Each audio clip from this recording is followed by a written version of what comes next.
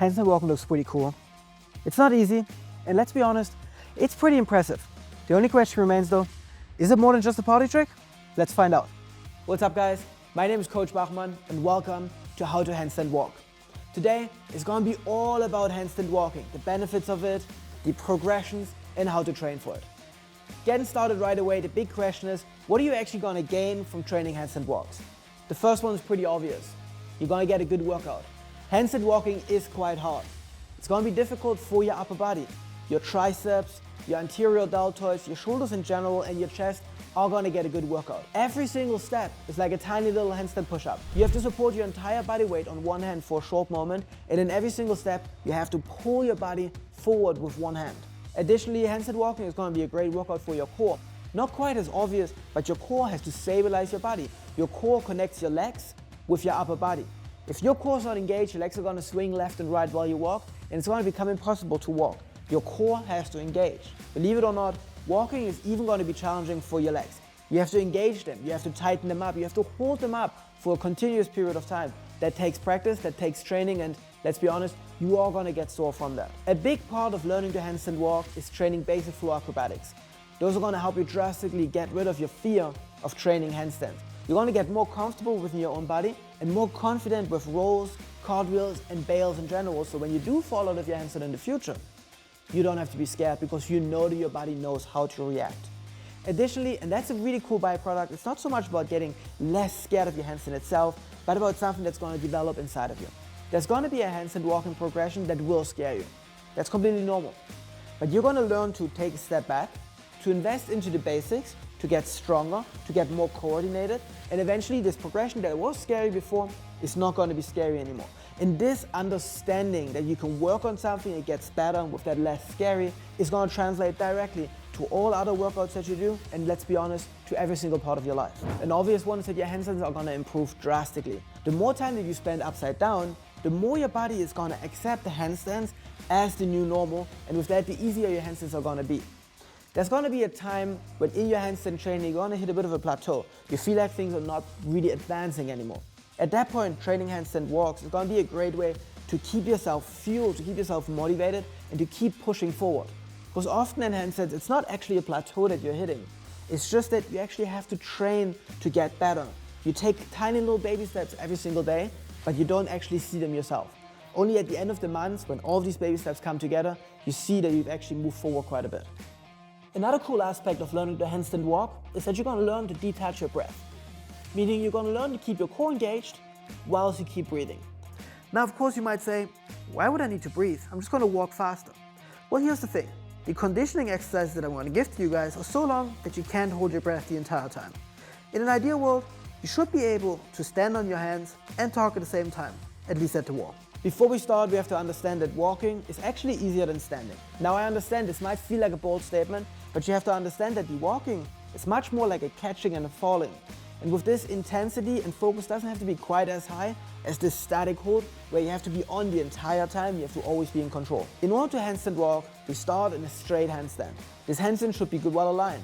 Your hands should be shoulder width apart, fingers pointing towards the front, elbows locked, scapula elevated, core engaged, legs engaged. You want to have your feet, hips and shoulders aligned on top of the center of your hands so your weight is already fingertip heavy. Now to initiate the walk, you want to tip your feet over a tiny little bit. As soon as you begin to fall, you're going to take 2 steps to walk your hands back underneath your feet and you hold the position. That is one handstand walk. You get good at this, eventually you tip the feet, you take 2, 3, 4 steps. The goal is that you're always in control. This tipping of the feet needs to be as small and as precise as possible. It's vital here that you don't attempt to outrun your balance. Don't let your feet fall like crazy and try to take huge or really fast steps trying to catch up with your feet. Even if you're doing a competition of handstand walking trying to go as fast or as far as possible, it's going to be much more efficient for you to stay up and take small and controlled steps because most time and energy is lost in the constant falling down and jumping back up. Make sure your hands are pointing towards the front at all times so you can use your fingers for control, and keep your core engaged to prevent your legs from swinging left and right too much. Yes, there is a light lean in your walks, but this lean needs to be as small and as tight as possible. As soon as this lean gets big, your steps become very slow, very heavy, and very difficult. Now the most important thing, just like on all of our handstands, is that you don't allow your handstand to sink into a banana handstand. you have to push out as tall as you can at all times. If you do catch yourself in a banana handstand, stop walking, push out tall, fix your handstand line. If that's not possible, you simply come down, reset, and go again. This banana handstand in your walks might feel like an advantage, it might feel like it's easier, but I can promise to you, years of experience, the banana handstand is going to take significantly more strength and your walks are going to be significantly slower than this guy next to you who's pushing out tall. Alright, it is time. Let's start training for the handstand walks. Before we really get into this training, let's talk prerequisites. There's not a lot here because you can dial down progressions quite a lot. You want to be able to hold the push-up position with locked elbows. Now, of course, it would be great if you can already do wall walks or even the freestanding handstand, since of course that's going to help a lot with the actual handstand walk in progress. But both of those things are going to come whilst you're training for the handstand walk. Now, before you start training, every single workout is going to have to start with a good injury prevention warm-up. You want to focus on your wrists and you also want to focus on your shoulders. You need to work on the external rotation of the shoulders, as that's going to be what's going to help you protect yourself from injuries. Remember, every single step that we take, our entire body weight is on one side of our body, on one arm, which means your shoulder and your wrists will take a lot of heat. Stretching the wrists before every single workout and doing basic wrist strengthening exercises is going to go a very long way.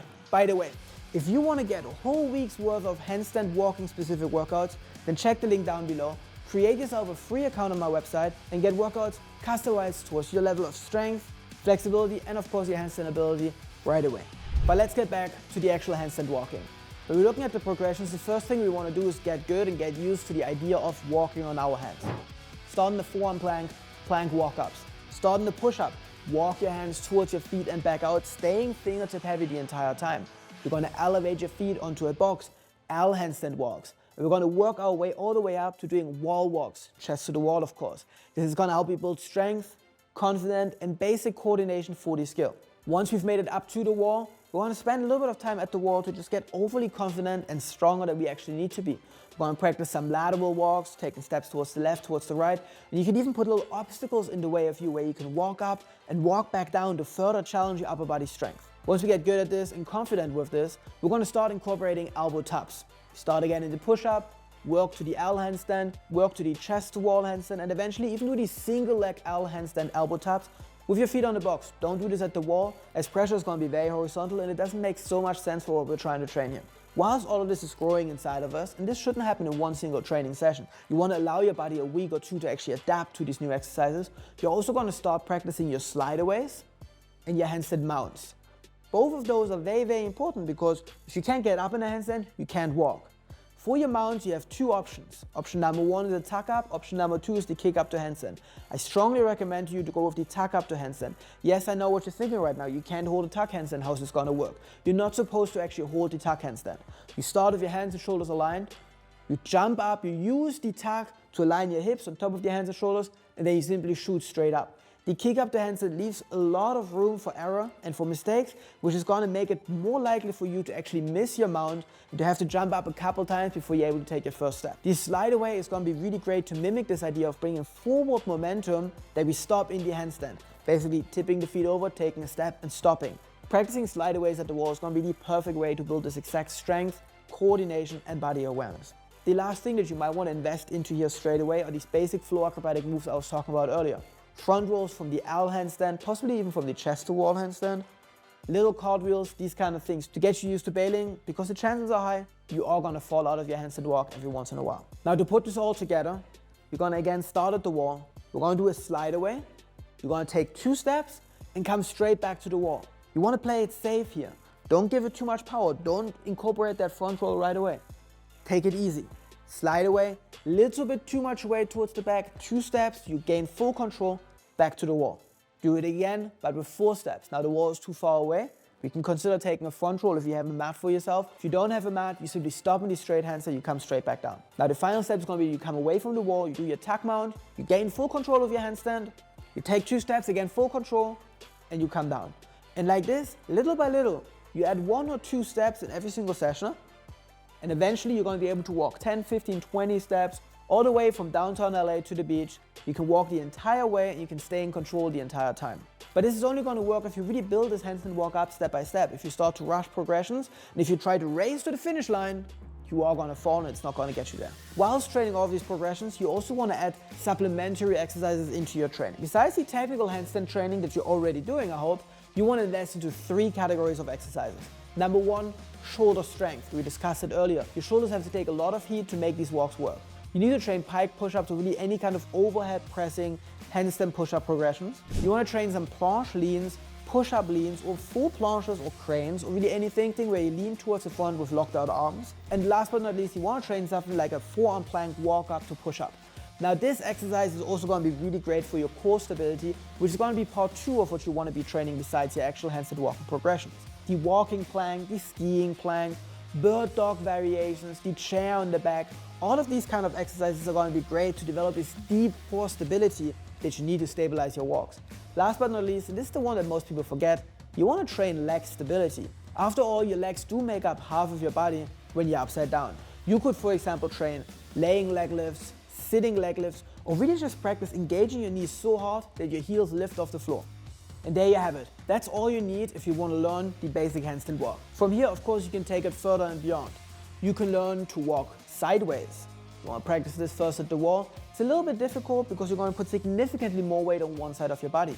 You can learn to walk backwards.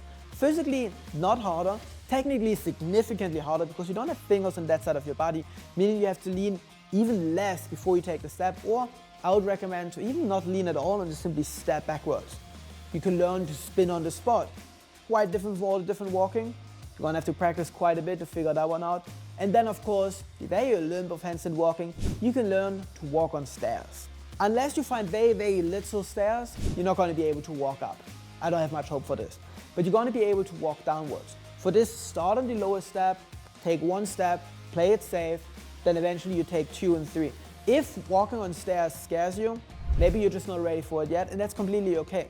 Give it the time that you need. The last thing that you want is to fall down the stairs and get hurt. That would be silly. Now, if you really want to invest into your handstand walking, then please do follow the link down below in the description. It's going to take you to my website where you can create an account absolutely for free. You can't access the bootcamp without an account because all workouts are customized towards your current level of strength, flexibility, and of course, handstand ability. If you wouldn't have an account, my website wouldn't know who you are and wouldn't be able to know which exercise to give to you. Thank you so much for training with me. I'm looking forward to seeing you walk upside down, and I'll see you next time.